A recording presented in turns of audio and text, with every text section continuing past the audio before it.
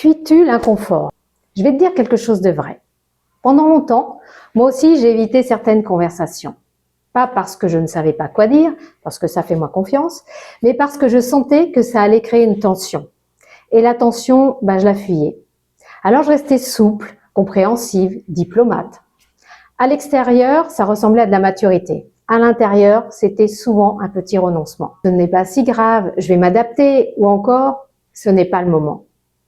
Sauf que si c'était le moment, parce que chaque fois que je me taisais alors que mon corps savait, je me désalignais un petit peu.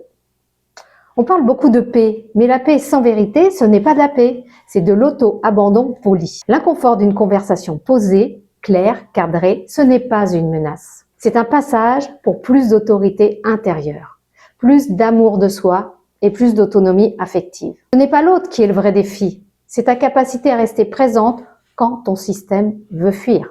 C'est là que tu récupères ton énergie, c'est là que tu cesses de la donner. Si tu sens que certaines conversations te coûtent plus qu'elles ne devraient, ce n'est pas un problème de communication, c'est un sujet d'ancrage. Et ça s'apprend. Tu veux apprendre à rester droite, stable, ouverte, même quand c'est inconfortable, je peux t'y accompagner. Pas pour devenir plus dur, mais pour devenir plus vrai. Si ces sujets t'intéressent, alors pense à t'abonner. À très bientôt.